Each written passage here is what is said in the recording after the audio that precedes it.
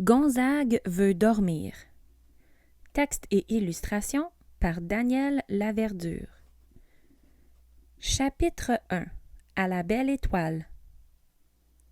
Tiens, une étoile filante. Les yeux fixés sur les étoiles, Gonzague et Sarah discutent de tout et de rien. De tous les lapins de la contrée, Sarah est de loin la meilleure amie de Gonzague, le loup végétarien.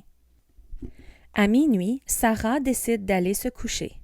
Gonzague, lui, choisit de rester étendu dans l'herbe de la prairie. Toujours un peu dans la lune, il adore passer son temps à rêvasser.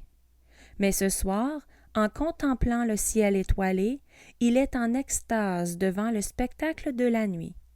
On dirait que même la lune lui sourit d'un air complice.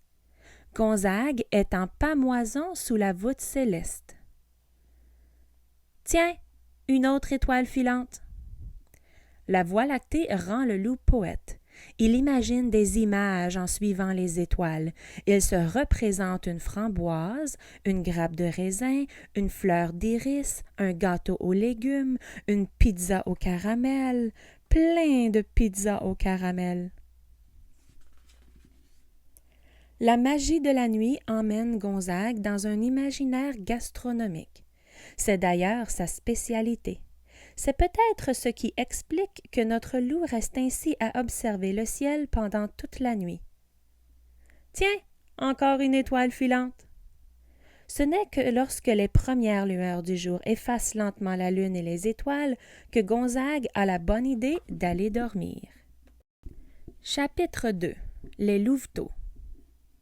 Gonzague retrouve avec joie sa paillasse de plumes. Bien emmitouflé dans sa couverture, il ferme doucement les yeux. Bientôt, le sommeil vient. « Gonzague! Où es-tu? Gonzague! »« Maman, quoi? Qu'est-ce qu'il y a? »« Qu'est-ce que tu fais encore couché? Il fait tellement beau aujourd'hui. »« Mais maman, j'ai besoin de toi, fiston. Je dois absolument aller chez ta tante Loulou. Elle a un gros problème avec son rôti qui ne veut pas entrer dans son chaudron. Oui, mais peux-tu surveiller les 4 petits loups que la voisine m'a confiés pour la journée? Je n'en ai que pour quelques minutes. Quelques minutes? Peut-être une demi-heure, pas plus. Merci, je savais que je pouvais compter sur toi. Gonzague avait prévu de se reposer, mais c'est impossible maintenant qu'il doit garder les 4 louveteaux. Plein d'énergie, il n'arrête pas de sauter et de courir partout, de grimper sur le dos de Gonzague et de lui mordiller les oreilles. Vite éreinté par ce traitement, Gonzague a une idée géniale pour échapper à cette torture. « Les enfants, on se calme un moment. Écoutez, je vais vous raconter une histoire. »« Oh oui, Gonzague, raconte-nous une histoire qui fait peur. »« Oui, bon, on verra. » Assoyez-vous, je commence. Il était une fois, dans une très lointaine forêt, un arbre gigantesque. C'était l'arbre le plus grand de toute la forêt, et même de toutes les forêts environnantes. Wow! Il arrivait jusqu'où? C'était un arbre géant. Il était tellement grand qu'on ne pouvait pas voir la cime. C'est super! Mais c'est quoi une cime, Gonzague? C'est la partie la plus haute de l'arbre. Donc, l'arbre était non seulement immense, mais il était aussi magique. « Wow, super! » Un jour, un jeune loup de votre âge entend dire que s'il réussit à grimper jusqu'au sommet de l'arbre... À la cime? Oui, c'est ça. Donc, s'il y arrive et qu'il regarde droit devant lui, il pourra voir à l'autre bout de la terre. « Wow, c'est super! » Alors, le jeune loup, très curieux, décide d'aller voir. 40 minutes plus tard, il est très fatigué et il n'a même pas atteint la moitié de l'arbre. Mais il ne se décourage pas et il continue de monter. Quand il parvient enfin à la dernière branche, il est exténué. Il a hâte de regarder au loin. De toute façon, il n'a plus la force de faire quoi que ce soit d'autre. Arrivé tout en haut, à la cime, oui! Donc, arrivé au sommet, il regarde autour de lui. Il ne voit absolument rien. Il est devenu aveugle? Non, il est dans un nuage. Il est tout entouré de blanc. Wow! C'est super, je sais. Alors, il prend une grande inspiration, ferme les yeux et souffle de toutes ses forces. Le nuage disparaît, le loup aussi, et on ne l'a plus jamais revu. Et qu'est-ce qui se passe après? C'est tout, l'histoire est finie. Mais Gonzague, ce n'est pas une fin d'histoire, ça! Pourquoi tu nous racontes ce genre de truc? C'est stupide! Déçus, les jeunes loups reprennent leurs activités turbulentes. Après 2 heures d'enfer, Gonzague est complètement crevé. Enfin, sa mère est de retour. « Maman, tu m'avais dit que tu partais pour à peine 30 minutes. » « Je suis désolée, Gonzague, mais tu sais bien que ta tante ne peut pas s'empêcher de bavarder, de papoter, de jacasser. » Gonzague est trop fatigué pour s'impatienter. Tout ce qu'il veut, c'est dormir. Chapitre 3. Voilà Roméo. Gonzague s'installe à nouveau dans sa tanière. Il est si fatigué qu'il a l'impression que plus rien ne pourra l'empêcher de dormir. Pendant ce temps, Roméo, toujours à l'affût d'un mauvais tour à jouer, surveille Gonzague discrètement. Il remarque aussitôt que le loup, surmené, est sur le point de sombrer dans un profond sommeil. Comme toujours, il ne tarde pas à trouver le moyen de taquiner sa victime préférée. Roméo disparaît un moment, puis revient. Il se place tout près de Gonzague et... Taratatatatatatatatatatata! Gonzague se redresse brusquement. Il essaie de reprendre ses esprits. Il cherche la source de ce tintamarre. Il aperçoit alors ce cher Roméo en train de tondre la pelouse. Gonzague est surpris. Que la vieille tondeuse mène un boucan de tous les diables, ce n'est pas étonnant. Non, ce qui surprend, c'est qu'elle soit poussée par Roméo, lui qui d'habitude est si paresseux. « Roméo! Roméo! »« Salut, Gonzague! Déjà debout? »« Oui, mais non, justement. Je veux dormir. Tu tondras ton gazon plus tard. »« C'est que plus tard, je n'aurai pas le temps. Je dois le faire maintenant. »« Laisse tomber. Je m'occuperai du gazon moi-même. »« C'est très généreux de ta part, Gonzague. » En acceptant cette proposition, Roméo n'arrive pas à cacher un sourire louche. Parions qu'il prépare un autre mauvais coup. Chapitre 4. Tout un numéro. Roméo rassemble sa fameuse bande de complices. « Salut Roméo, tu nous réunis pour quoi faire aujourd'hui? On va à la pêche? »« Non, écoutez-moi. Vous vous souvenez de notre petit numéro de danse? » « Ah oui, celui qu'on avait présenté à la fête du dindon sauvage? »« Exactement. Suivez-moi, vous ne le regretterez pas. On va bien s'amuser. » À peine 20 minutes plus tard, plusieurs loups s'alignent devant la tanière de Gonzague. « Attention! Et 1, et 2, et 3. Clac, clac, cataclac, cataclac, cataclac, clac, cataclac, cataclac, clac, clac. » Cette fois, Gonzague sursaute violemment. Il ouvre de grands yeux et de grandes oreilles. Il ne sait pas s'il est réveillé ou s'il est en plein cauchemar. En regardant dehors, il aperçoit Roméo et sa troupe exécutant un numéro de claquettes. Il ne dit rien. Il a compris la manigance. Il ramasse sa doudou et son oreiller rayé et disparaît en douce dans la forêt. Il va s'installer dans le hamac qu'il a accroché entre 2 bouleaux pour ses petites siestes. Gonzague n'en veut pas vraiment à Roméo. Il sait bien que, sans être méchant, ce loup est d'une espièglerie redoutable. Ici, loin de tout, Gonzague sent qu'il pourra enfin dormir tranquille. Bercé par une légère brise venue du sud, le loup exténué replonge bientôt dans ses rêves les plus doux. Chapitre 5. Drôle de visite.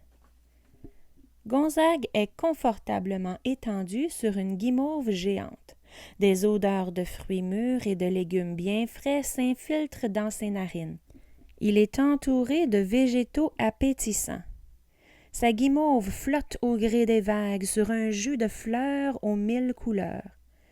Des pâtisseries descendent lentement du ciel. Gonzague envoie une aux framboises qui se dirige vers lui.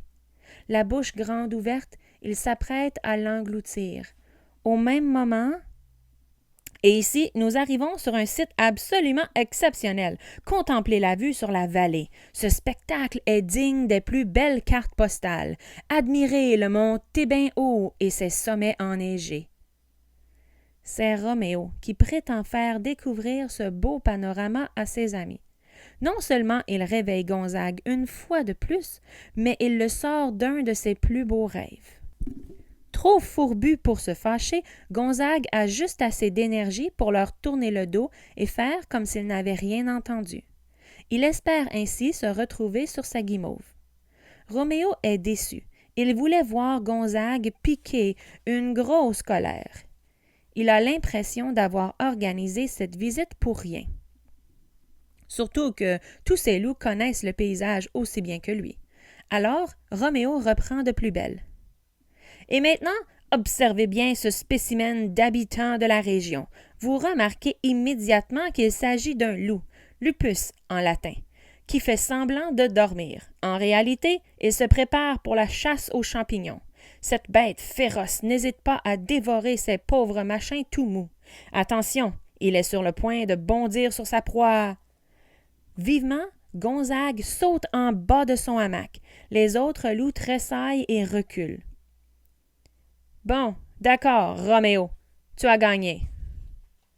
Gonzague reprend sa couverture et son oreiller rayé et s'éloigne encore plus dans la montagne. Roméo et sa bande d'hurluberlus se roulent par terre et rigolent comme des détraqués. Chapitre 6. N'en faisons pas une montagne. Gonzague est vidé. Il n'a même plus la force d'être désespéré. Il prend le sentier qui mène jusqu'à la partie la plus élevée de la montagne.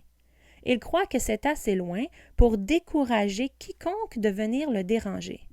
Il se fait un lit de feuilles mortes et de mousse. Recroquevillé dans cette sorte de nid, il s'endort aussitôt. Il sourit légèrement en pensant aux rêves agréables qui l'attendent. « Oui, Pépère, j'avais raison, c'est bien Gonzague! » S'il y avait eu un plafond, Gonzague serait passé au travers. « Rufus, mais que fais-tu ici, cornichon de lapin? »« Rien de spécial, je promène Pépère. »« Pépère? Mais pourquoi ici? » »« Parce que c'est l'endroit où Pépère a rencontré sa première blonde. Il adore y revenir. »« N'est-ce pas, Pépère, que vous avez de beaux souvenirs dans ce coin? »« Oui, c'est chaud pour la saison. »« Non, j'ai dit que vous aviez de beaux souvenirs. »« Pourquoi me dis-tu des bêtises? Je ne t'ai rien fait. » Gonzague n'en peut plus. « Dis-moi, Rufus, vous en avez pour longtemps? »« Oh, pas plus d'1 heure ou 2. Pourquoi? »« Parce que je suis venu jusqu'ici pour avoir la paix et enfin dormir, tu comprends? »« Vas-y, cher Gonzague, fais ton dodo, on ne t'ennuiera pas le moins du monde. »« Merci, Rufus. » Gonzague se réinstalle dans son nid. Il va essayer d'imaginer que ses 2 amis ne sont pas là. Seul le vent semble maintenant lui tenir compagnie. Ses paupières sont si lourdes qu'il se demande s'il arrivera un jour à les ouvrir de nouveau. La torpeur l'engourdit. Le voilà prêt pour un repos très mérité. « Pépère, ne faites pas de bruit, Gonzague veut dormir. »« Je sais bien qu'on est loin de l'autoroute. »« Non, j'ai dit d'être silencieux. »« Je ne sais pas, je crois que c'est la première fois que je viens ici. »« Pépère, je crois que vous êtes complètement sourd. » Au même instant, Rufus remarque Gonzague juste derrière lui. Son regard est sombre et inquiétant. « Tu as déjà fini de dormir, Gonzague? »« Non, je n'ai pas encore commencé. »« Justement, je disais à Pépère d'être discret. »« Je sais, j'ai très bien entendu. Je ne suis pas sourd, moi. »« Peut-être que... Je crois que ce serait une bonne idée qu'on rentre tout de suite. »« C'est une excellente idée, Rufus. »« Venez, Pépère, on part. » Qu'est-ce que tu fais, Rufus? Tu t'en vas? Attends, je te suis. Y a rien à faire ici. Attention, Pépère! C'est glissant par ici! Quoi? Gonzague est là? Où ça? Chapitre 7. Le drame. La matinée est passée depuis déjà un bon moment et Gonzague n'a pas encore récupéré une seule heure de sommeil. Il s'est même privé de dîner pour mener à bien son projet de la journée, dormir. C'est extrêmement étonnant de sa part. Gourmand comme il est, d'habitude, il ne manque jamais un repas. Gonzague est maintenant à la limite de l'épuisement. Son imagination s'affole. Il a l'impression que s'il ne dort pas immédiatement, il risque de se désintégrer. Son corps va exploser et des miettes de loup vont pleuvoir sur tout le territoire. Couché sur le dos, le museau dressé comme un phare au sommet de la montagne, Gonzague ébauche son premier ronflement. Un papillon vient se poser sur le bout de son nez qui frétille légèrement. L'insecte imprudent change bien vite de perchoir. « Gonzague! Gonzague! » Sarah émerge de la forêt. Les larmes ruissellent sur son petit museau. Elle pleure tellement qu'elle a de la difficulté à parler. « Sarah, qu'est-ce que tu as? »« Rufus m'a dit que tu étais ici. C'est terrible. Viens vite, j'ai besoin de ton aide. »« Que se passe-t-il? C'est ma mère. Elle est tombée dans un trou. Elle est blessée. Elle a très mal, Gonzague. »« Quoi? Vite, montre-moi où elle est. » Les deux amis dévalent la montagne à toute allure. Après le ruisseau, ils tournent vers le vieux peuplier. Ils franchissent un talus de pierre et filent dans la prairie. La maman de Sarah est là, au fond du trou. Étendue près d'une souche, elle souffre beaucoup. Gonzague pense qu'elle a peut-être une patte cassée. Sarah est inquiète. Gonzague ne perd pas de temps. Il se penche au-dessus du trou et agrippe la malheureuse. Puis, tout doucement, il réussit enfin à la sortir de là. Sarah est soulagée. Elle suit Gonzague qui transporte la blessée jusqu'au terrier des lapins. Il la dépose devant le lapin soigneur. Celui-ci l'examine sans attendre. Après un long moment, il se prononce enfin. « Ce n'est qu'une foulure. Après quelques jours de repos, tout ira bien. » Tout le monde est soulagé. Sarah se tourne vers son héros. « Merci, Gonzague, merci de tout mon cœur. » Chapitre 8. Bonne nuit. Gonzague aimerait retourner dans sa tanière au plus vite, mais les lapins ont décidé d'organiser une fête pour lui rendre hommage. Ils tiennent absolument à remercier Gonzague pour son geste héroïque. Même la maman de Sarah est là.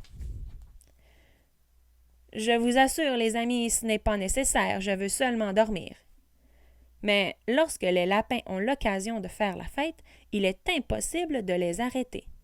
En un rien de temps, des banderoles sont accrochées, des croustilles sont servies et les musiciens entament les rigodons. Gonzague traîne les pieds péniblement. Même le vent risque de le faire tomber.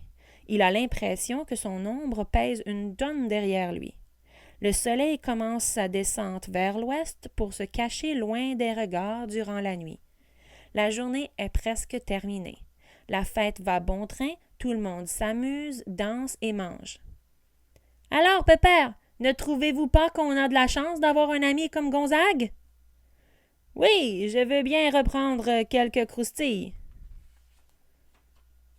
La joie règne dans toute la communauté. Grâce à Gonzague, la maman de Sarah est sauvée. Pendant que les festivités se poursuivent, l'invité d'honneur se fait oublier. Étendu au milieu de ses amis les lapins, Gonzague va enfin retrouver ses rêves de guimauve géante et profiter d'une interruption totale d'activité. Cette fois, rien au monde ne pourra le réveiller.